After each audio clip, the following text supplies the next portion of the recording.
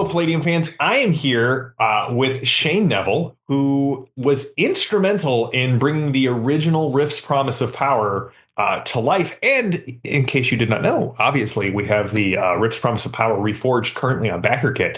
So I figured we'd sit down with Shane and talk about the original Rift's Promise of Power. Shane, thank you so much for taking some time out of your day to chat with all of the Palladium fans out here.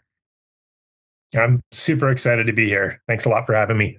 Oh, it's my pleasure. So before we get into Rift's Promise of Power, I have to ask, like, what was your first experience with Palladium? Were you a Palladium fan before you were involved in Rift's Promise of Power? Like, what's your deep history here with Palladium? My DNA is deeply entrenched in Palladium lore. Like a lot of people, I played the other D20 game in high school, Yeah. And that was good. I liked it. It was a lot of fun. And then the Ninja Turtles game came out, and in the back of the Ninja Turtles book was an ad for Rifts. And like I lived in a tiny little town, like 3,000 people, maybe 3,200. So we did not have a gaming store. We had to drive an hour and a half to go to a gaming store, and like we would play Ninja Turtles and we were making all these mutant characters and everything. And it was super amazing. But I'm like, I want to play this Rifts game. This Rifts game just looks amazing. And so we drove to the nearest city, which is Saskatoon, Saskatchewan. It's like dead center of Canada, basically. And I went to the hobby shop and I grabbed the book. And of course, it's got the somewhat racy cover. And the only book I ever had to wrap in like a brown paper bag on the cover so that my parents were, because I grew up during the Satanic Panic, and so they were like, no Dungeons and Dragons for you, and I was like, okay, well, this is Rifts. It has nothing to do with Dungeons and Dragons. So they're like, all right, you can play Rifts, but I was like, I don't want you to see the cover because yeah. And so I picked that up, and that was it. That was my drug of choice for 15 years. Yeah. You know, I played it multiple high school campaigns, multiple university campaigns. I played it after university with a bunch of different friends. And like, even when I wasn't playing it, I was still buying all the books because the world was evolving, right? Yeah. You know, you've got war between like Tolkien and the Coalition, and the world is shifting and changing as the books are coming out. And so I'm just following along. And so it was like, you know, if you were to ask me like, what's the role playing game you've played the most of in your entire life, it's for sure Rifts. Like there's just 100%. just no other game. You know, I play a lot of different games now, but like the amount of time I put into Rifts in that like 10 to 15 year span, it's absurd, you know. No. And when you know, in college and you're moving around, you just have your box of books, and that was it. It's like I'm bringing my Rifts books, and that was it. Like that's the books I brought with me everywhere I moved was my Rifts books. All right, so I've got to ask, as one Rifts GM to another, what was your favorite like area of Rifts to like deal with? Like favorite monster, favorite area? Like what was the thing that captured your imagination you kept coming back to? So like there was a lot of stuff tied up around the Tolkien War that I really liked. And kind of that whole fringe. I remember running a campaign where the party was like they were scouts, like forward forces, then keeping an eye out for coalition troops and things like that. And so that campaign holds a lot of fondness for me, but also as I Ticks, I'm going to mispronounce that one for sure.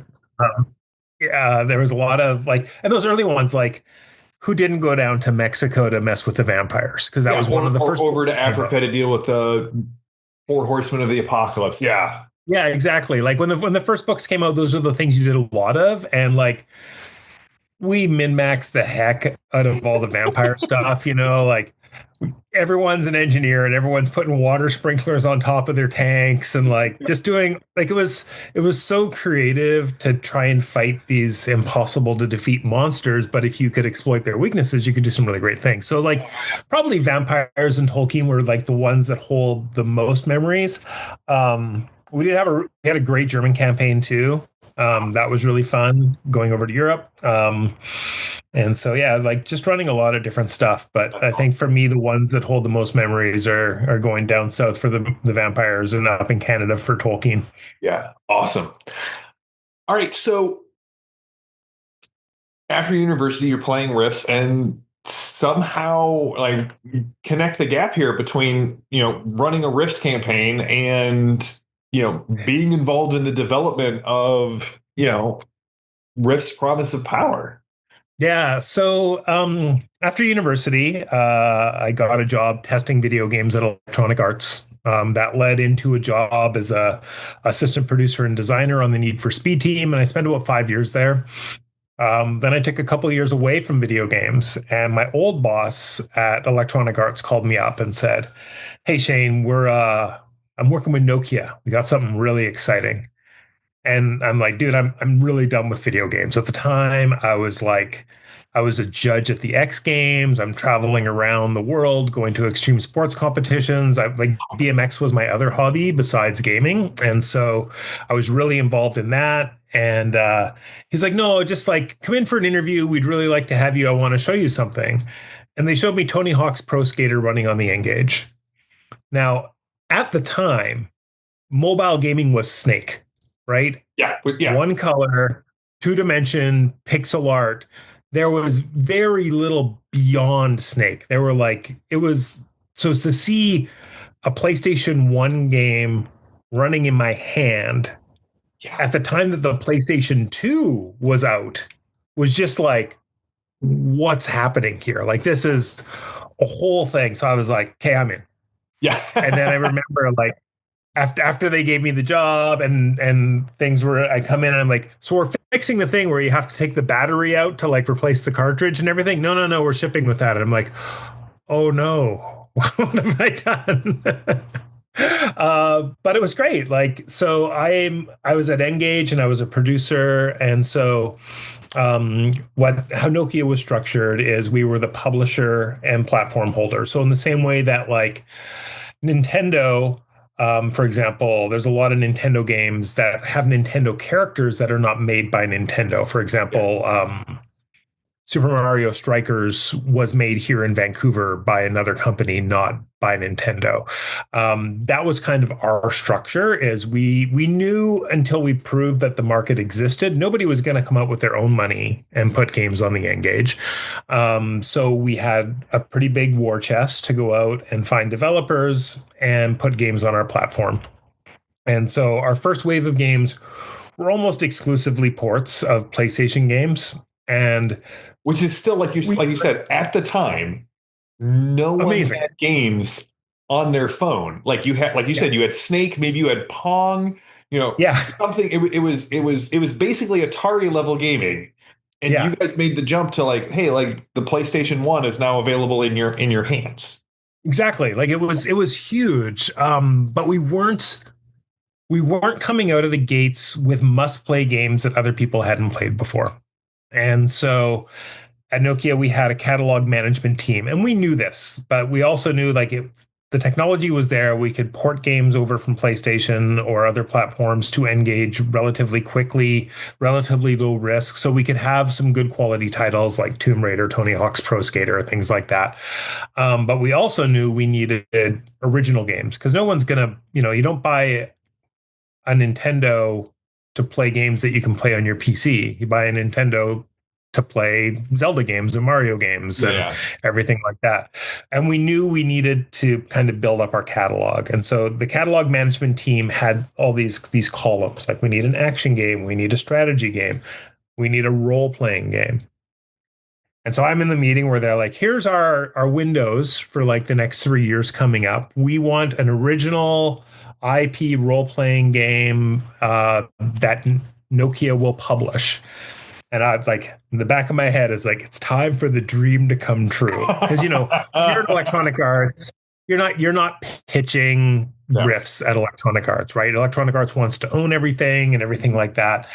So here's this opportunity for me to take this huge part of my life and make it a thing. And so I put together a PowerPoint presentation. I did a pitch. We got like the first green light, which then led us to have conversations with Palladium and start lining up a developer. And we'd worked with Backbone Entertainment on some other projects. And so we knew we liked them a lot. So we talked, I went over to them for a meeting. And at the time, their internal creative director, his name was Trent Ward. He's also a big role playing guy and was very familiar with Rifts. And he was like, you cannot shop this game to anyone else. We want to make this game. This is the game that Backbone wants to make. Meeting with Kevin went amazing. And for me, it's like at the time, he's probably one of my top 3 heroes in the world. Like just like so meeting the person who created the universe that you've spent like weeks of your life in. And that he's the nicest, He's the nicest guy. Yeah. The nicest guy you can imagine. Was just amazing. And so yeah, we got the green light. We got the funding. Backbone started spooling up a team, and suddenly there's a game that we can play, and it was pretty amazing. So the first time you held Rift's Promise of Power and started playing, like, what was that experience like? It was so surreal because I remember, I still explicitly remember it because our offices were probably about an hour away from Backbone's offices. So I went to the offices and they put it in my hand. And at the time, the producer was a woman named Susanna Skrull. Later on, Glenn Hamilton, who I think you might be interviewing later, took over the project from Sue. And Sue's like showing me the game. And one of the artists comes up and is like, "Did you tell Shane about the rain?" And she was like, "Okay, Shane, we've got rain in the game." And she like showed me a level where the rain effects were coming down and you could walk around in the rain and all these different things. And it was so amazing to be able to walk in the world. And at this point, there's no combat, there's no stats. You're like, it's just a very rudimentary tech demo. But my cat is coming up for a visit here. See if the blur filter picks him up. It does not identify him. This is Godric.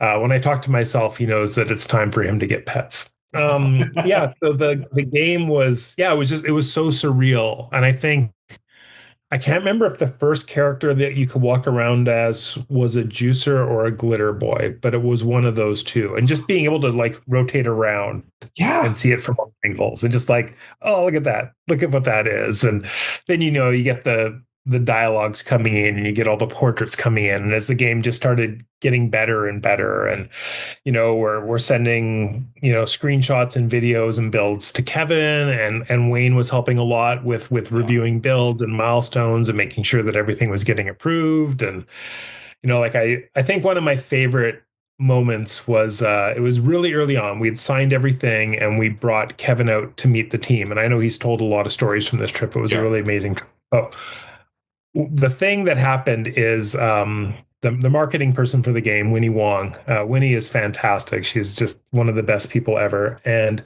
she talked to my wife, and my wife dug out my ratty old Rifts main core book.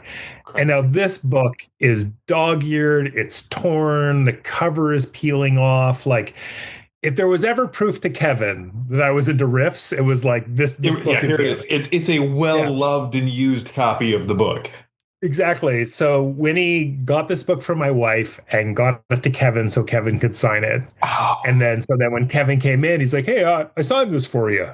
And it was just like, it was the best gift you can imagine. And it's like, and at that point also Kevin knew that I wasn't just like, I wasn't blowing smoke up his ass, right? Yeah, like exactly. A lot of times you're like, I really love your IP. I think it's fantastic. And it's like, you don't know from a hole in the wall, right? And you're just like cutting and pasting that stuff. And it's like, no, like my love is legit. My love is authentic.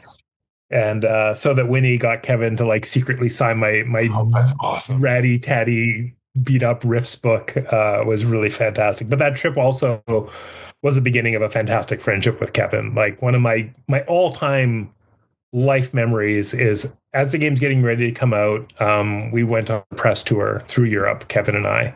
Yeah. And like went to the Louvre, we went to Spain, we went to England, we went to Italy, like we wandered graveyards in Paris, like, and it was, I want to say 10 days to 2 weeks. And every day we were doing like some days two press events in a day. and it was just back to back, and we just became the best of friends on that trip. Like He has breakfast every told me the morning in the story several hotel. times about the Louvre visit and like going to see Yeah, it was Rodin and amazing. yeah. Like our feet were so sore, but we were so happy because we're both art nuts, right? And so we were just in our happy place together, and just a fantastic, like a memory I will treasure forever. That's awesome. All right, so I have to ask. So I love Rift's Promise of Power. I love that Kevin's in the game as one of the shopkeeper like images. Did you have it? I mean, you've talked about both your love of Rifts and the development company, like where they were like over the moon to do this because they also were Rifts fans. Did you have any input on the Elemental Fusionist? Because that's like the coolest thing to me is the fact that every time somebody takes an IP, they have to put their own spin on it, right? And you guys created this Elemental Fusionist that Kevin liked so much that when he did the ultimate version of Rifts, he like retrofitted it, and it's now like part of the Rifts canon is that there is now this class, the Elemental Fusionist. Yeah, I wish I could take credit for it. I cannot. That was Trent Ward. He was the creative director at Backbone, and that was one of his big dreams. And so for him to be able to contribute to the universe in that way, and initially it was just published in an issue of the Rifter, and then it eventually became part of the core book, the Ultimate Edition. But yeah, no, that was all Trent Ward. And I remember when he asked me, he was like, "Hey Shane, I want to make a character class," and I'm like, "Dude, there's a bazillion character classes in Rift, so why do you need to make one?" He's like, "I just really want to," and I'm like, "Well, let's ask Kevin because Kevin's super cool." Yeah. And Kevin was like, "It is hard. Yes, let's do this. This is great." Very, very Kevin about it. And yeah, and so like that give and take was really fantastic. One of the other really great things with Kevin's portrait and everything, the art director on Rift's Promise of Power, Chris Barassa, he went on to form a studio called Red Hook, and they made Darkest Dungeon, which I was a love, very massive. yeah.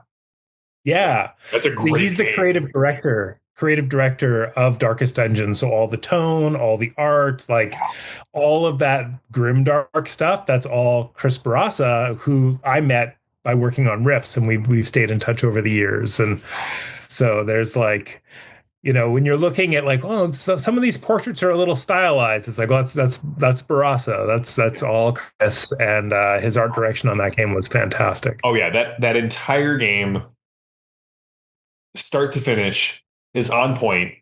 I did Yeah. nearly break my television the first time I got to the first level of the Darkest Dungeon, and I finally beat it. And they're like, "Cool, all of those characters have retired because it was scary. You got to start all over to get to the." And I'm like, but then I heard a story that it was based off. They wanted to do a game that captured the frustration of project management. I'm like, if that story's true, well done. Just well done. It feels like a project management issue. I remember when Darkest Dungeon first came out, there was a Twitch streamer who got so frustrated that he smashed his keyboard over his knees, and they sent him a keyboard Oh, because that's awesome. that video went so viral. It's like, I'm sure we sold more than enough copies of the game to To cover pay the for this cost. keyboard Yeah. because of that. So, but yeah, it's like the the pedigree of the Rifts team is really good. Like a Hmm. lot of people went on to do other things, and a lot of us are still in the industry in some capacity. Like I I'm was going to ask, still. what are you doing now? So I'm on disability leave with long COVID, unfortunately. But before that, I was doing indie games. Right before I got sick, I was the design director at a studio called Blackbird Interactive, who you Okay. might know from like Homeworld 3 Yeah. and Shipbreaker. Yeah. So I was the design director there before I got sick. And so I unfortunately, I'm did not that. able to work a full-time capacity right now. So I'm just, I'm doing some hobby development. I'm trying to just get back into shape again. But yeah, after Nokia and we can talk about the ultimate demise of the N-Gage. But after Nokia, I went on to Relic and worked on Company of Heroes. Okay. I ran a game studio for Longtail Studios, which got acquired by Ubisoft on the east coast of Canada. And then from 2010 till like 2021, I was an indie developer, so making a lot of my own games, smaller Awesome. stuff. I made a game called Bunker Punks, a mobile game called Shellraiser, which unfortunately Shellraiser isn't available anymore, but Shellraiser was a super fun game. You were a giant turtle with guns on your back, and you just shot a bunch of goblins. And it was like one of the big first touchscreen games where you were like dragging multiple guns to aim at different things, and Oh, very super cool. super fun game. And Awesome. so yeah, like I've done everything from like 110 person projects at Relic to 3 person games, and everything in between. So it's been a good career making video games. Well, hey, I mean, it's a good thing then that that former EA uh, boss called you up because pulled you back in and set a Yeah. new trajectory. Yeah, no, it was great. Like I was really burnt out after EA, and I'm really glad that I got back in. And like while ultimately the N-Gage was not a success, and there's multiple factors that can go into that, mobile gaming is massive right now, right? Yeah. And it's not going to go anywhere. Um, what I like to say is we figured out all the wrong ways to do it so that other people can come out and do the right ways to do it. I mean, like the thing about the N gauge, and again, I didn't have an N gauge when it came out because by the time I was aware of Rift's Promise of Power, I was in the middle of college and I didn't have a cell phone, let alone the capacity to go out and get N gauge. But Yeah. all of the cool little things you guys put in there, like the fact that the speakers were designed to like bounce off your hands to kind of amplify them, and again, the fact that like a lot of people don't like a lot of the things we take for granted today, uh, with the color screens, the actual like games as opposed to just time wasters, the fact that the N-Gage Yeah. was designed to actually link, like the name, it means to engage with other people, like it was designed to Bluetooth so you could play multiple people playing the same game at the same time. That was all cutting edge and like bleeding edge of technology, and you guys got it out. And then, as you said, for a variety of reasons, if I've got my timing right, within a month of Rift's Promise of Power releasing, Nokia was like, "And we're done with the N-Gage," and that kind of like killed the momentum of Rift's Promise of Power. I know it's one of those things that a lot of Rift's fans have heard of, but have never actually seen or gotten to play. Yeah, no, it's really unfortunate. And like we knew the war chest was going to eventually run dry.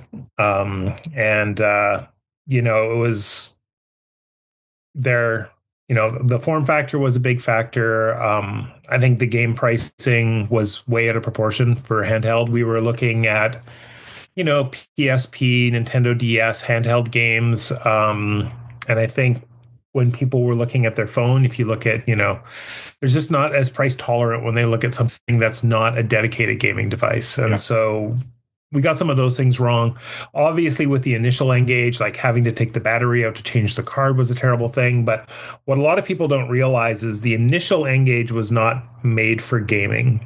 It was a media phone.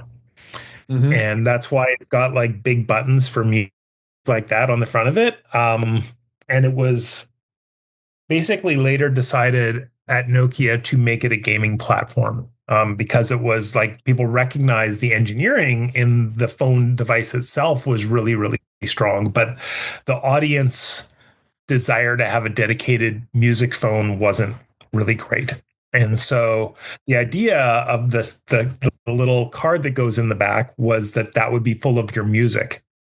So you would never take it out because you would only be putting fresh music on your phone every once in a while. Yeah. Um, and so that's why the speaker was so good, which made it really great for video games. And it also had for the time, a very powerful processor. And Yeah. that kind of set the stage for like the hardware team to pivot from media device to gaming device. And that kind Yeah. of like, that's why things spooled up so fast, so that when my boss called me and he's like, you have to come over, we have to get rolling. Like, within 3 months of me starting, we're live. The N-Gage is out. My first game, Tony Hawk's Pro Skater, they put me on as a producer, and boom, it's out. It's out the door. I flew to England to help get it out the door, and bada bing, bada boom, it's gone. And Yeah. so definitely, it moved very quickly. But then, we just couldn't ever hit a critical mass of audience. Like the funny thing is, and this is what a lot of people don't recognize, is because Nokia never sells phones at a loss. So like Nokia would sell the phone to the carrier like Sprint or something like that for whatever, $400. They would sell it to the consumer for $100 and they make that money back on their subscription plan. Yeah. Nokia never lost money on the N-Gage. It lost money on the games, but it made all that money back selling N-Gage hardware. And the thing is in countries where piracy is it's just the way you play games. So, India, Asia, South America, the N-Gage sold really well. They sold a ton of units. So they sold enough N-Gages to pay for all the losses on all the games. Because a lot of these games, like I'm not exaggerating when I say they only sold like thousands of units. Yeah. Not even tens of thousands of units. Not hundreds of thousands, just thousands of units. Yeah. Thousands of units, right? Like we would always joke like this game is going to sell tens of copies, because like the numbers were so dismal, but we knew the players were there because we're seeing them on N-Gage Arena, which is our online platform. So we're like, how do we have more online players than we have sold copies? And it's like, piracy. So the hardware sold great. And ultimately, like in the ledger of N-Gage at Nokia, it's in the black. It wasn't heavily in the black, but it was a profitable. Yeah. It was a profitable venture, and that's why, like, after we gave up on the hardware side, there was a shift to make N-Gage more of like an app store kind of thing. And this is post iPhone, but pre App Store. So when the iPhone came out, it did not have an app store. Right, yeah. That came out later, and we were working on an app store kind of game store so that any Nokia phone could become an N-Gage. You would download the N-Gage app.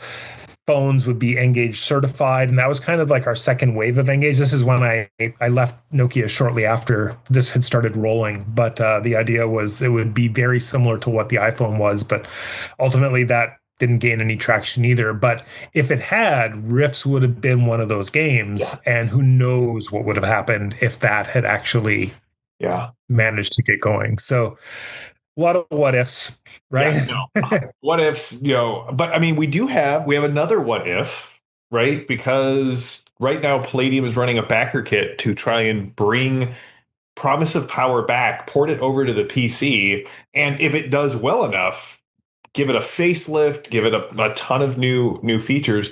Like, first of all, like I can only imagine that you're excited about this, but like, what are your thoughts about this? When did you hear about this? Have you been helping in any way? Like, what are your thoughts on Reforged? So Reforged, like, super exciting. Like, it's so weird. Like, I watched a lot of the launch videos from the day that the crowdfunder was started, and watching those clips again. And seeing the game and hearing that music, like if you had asked me to hum that music, I wouldn't have been able to. But as soon as I heard it, I was, because it's been 20 years since I've played that game, and so seeing all those things again, seeing the portrait slide on with the text, watching that opening sequence of the people in the rubble of the city that's collapsed, like all those things are so burned into my memory. So it is just like. It tugged at the heartstrings. It definitely feels really heartwarming. The potential of playing it again is amazing. That's exciting. I have been involved. It felt like over the last year and a half, I would randomly get an email from Kevin or Sean being like, "Hey, can we do a call?" And I'd be like, "Sure, let's do a call." And so it was like, okay, so this is what we're thinking. And just like trying to figure out how to make this a reality, like make sure everything is covered, make sure it works well, make sure that, the game is good and everything like that, and what the technical requirements are. It's Yeah. like the source code is lost to time. There's the compiled code on the chip, but we can get all the art is there, Yeah. and so like just trying to figure out how those work, and then it's TransPerfect Gaming, right? They partnered up with TransPerfect, and TransPerfect is like, yeah, we can do this. And I've been involved not directly with TransPerfect, but talking to Kevin and Sean about the things they're talking about. I'm like, this all sounds very doable. Like I've used Unity to make a lot of games on my own, and I'm very, very familiar with the engine. Technically, it sounds extremely doable. It's more the Unity engine is more than capable of doing it, and the budget and schedule all seem, there's no red flags for me in terms of like, I spent half my career doing project management in games, and Yeah. so when someone says this is our budget and this is our schedule and this is our scope, it's like it's either red flags or green flags, and I see a lot of green flags. That's So awesome. it's very doable, and it's great too because there were probably 4 or 5 games on N-Gage that are a real shame that the world never really got to play them. Yeah. Where it's just these are games that at the time were groundbreaking, super compelling to play, and I put Rifts on that list. And it's a shame that the only way to play it is find a collectible copy or a pirated copy and dig up an old N-Gage or something like that, and try and play this game, or play it at an emulator, which is super clunky, like extremely clunky, to have that super efficient, have it in the right aspect ratio. So instead of like a vertical screen, you're on a wide screen, and the Yeah. game's going to look a lot better at that level. I think all those things are really exciting. So yeah, I've been involved, looped in. I was actually hoping to be a part of the launch day success, but I had a little bit of a medical emergency over the last 5 days. So Yeah. I missed the launch day stream, but I managed to watch a bit of it from my bed. But yeah, it was super excited. Like it's something that if you had told me it was going to happen, I'd be like, no, this Yeah. isn't No. going to happen. Yeah. This is an impossibility, right? Like it's just, who would think that this is something that could happen? But it's a great game. It holds up. Like I'm a big fan of pixel art. I know Sean's always crapping on the pixel art. No, no. Something that was really interesting to me when we would during the stream was all the people who were like, "Don't update the art," because there's something about the nostalgia. Like when I go and play Final Fantasy Tactics, I'm not lamenting the fact that one of my favorite old PC games that they did something similar where they re-released it on Steam and then they had it on mobile devices was King of Dragon Pass. And Right. Yes. I'm missing nothing by the art in that game. Like the art in that game is part of the charm. And so I was really glad to hear that there's going to be if we hit the stretch goals where everything gets a facelift, there will be a way to like flop back, kind of switch back and forth between the glossier versions and the pixel versions. Because I mean, and the thing is about the sprites, like I was able to take the captures we have from the N-Gage. And again, like you said, like we're talking like that was the N-Gage screen. Yeah. And I Super blew them small up screen. and we could all see them on the stream and they looked great still. Like, Yeah. yeah. Yeah. No, it's like, in Final Fantasy games, they do like the chibi character styles, and we wanted to get away from that, mainly because Rift's characters are more identifiable by their body silhouette than by their head, and Yes. that's like Final Fantasy characters are very, very head heavy in the old pixel art style. So the decision to go with more full body, more like they're still exaggerated, shoulders are bigger, their hands are bigger and things like that in the art style. But we had a discussion really early on was we wanted the silhouettes to be readable. And so, yeah, is your glitter boy the wrong scale? Sure. But if your glitter boy was to scale, the game would be unplayable. And so you make some You would just see sacrifices. a pair of legs walking around. Like you wouldn't see a whole Exactly. group. Exactly. So, you make some sacrifices to that just to make the game playable. But yeah, like I think the art really holds up. I'm a big fan of pixel art, so I'd love to see it blowing up on the full screen, because we could do video capture and things like that direct from the N-Gage with the behind the scenes hardware that we had at Nokia, so we could see everything really blowing up if we needed to, but it was a rare treat to see it off of the small screen. That's awesome. Well, Shane, thank you so much for taking time out of your day to chat about this. We're going to post this on the Backer Kit page and on YouTube. And if you're available when we do our final countdown, and you want to come on and talk about some of this live, I would love to have you back on the channel for kind of the closing stream that we have planned. Yeah, that'd be great. I'd love to be a part of it. It's always fun hanging out with you and Sean and Kevin. So, like anything, I'm up for it. So Awesome. Awesome. Well, thank you so much. thank you. This is great.